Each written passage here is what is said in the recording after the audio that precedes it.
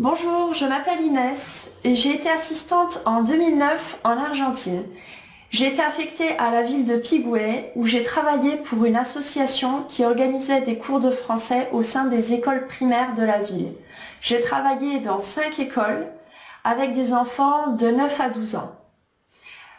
Donc suite à l'observation des cours de français dans les écoles, j'ai décidé de mettre en place un atelier de soutien pour les élèves en difficulté.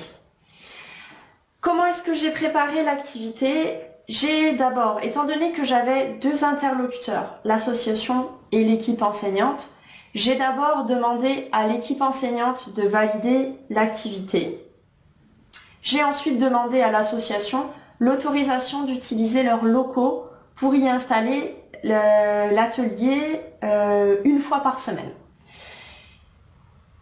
J'ai travaillé pour cette activité en totale autonomie.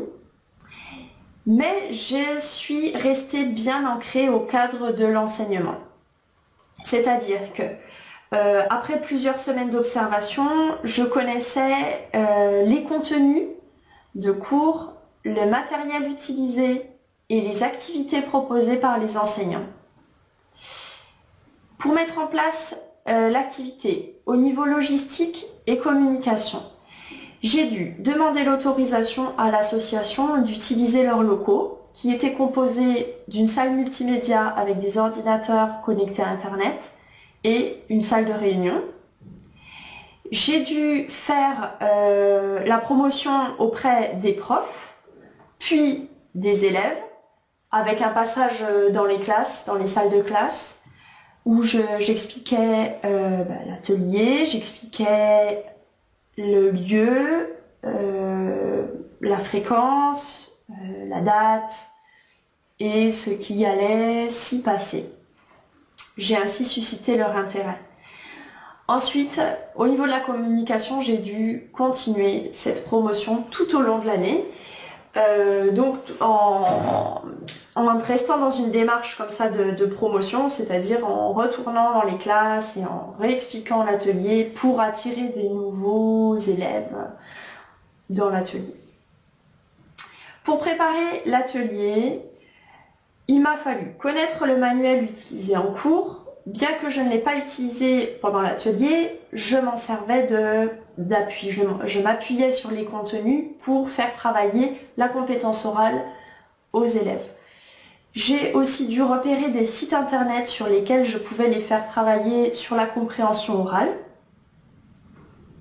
Et enfin, j'ai dû imaginer, créer, inventer des activités de réemploi à l'oral. Pour animer l'atelier, j'ai fait des groupes de niveau à chaque séance, à chaque atelier de soutien. Quand les élèves arrivaient, je les rangeais par niveau. Ça m'a été facilité par le fait que je les connaissais suite à l'observation.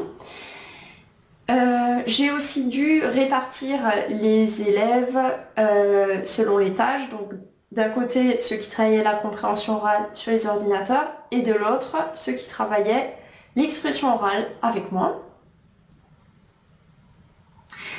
Au niveau de l'impact, cette activité a eu un impact très positif sur les élèves qui étaient en difficulté, puisque cette aide personnalisée leur a apporté de la motivation et un sens à l'apprentissage du français. Pour les élèves qui étaient déjà motivés et qui venaient pour parfaire leur français, pour pratiquer tout ce qu'ils avaient vu en cours, forcément ils ont été encore plus motivés puisqu'ils ont pu pratiquer ce qu'ils apprenaient en cours avec un natif. Par contre, si je devais animer l'atelier aujourd'hui, je ferais 2 modifications. D'abord, je le commencerai plus tôt dans l'année, quitte à combiner la période d'observation avec la mise en place de l'atelier. Et ensuite, je travaillerai plus par projet.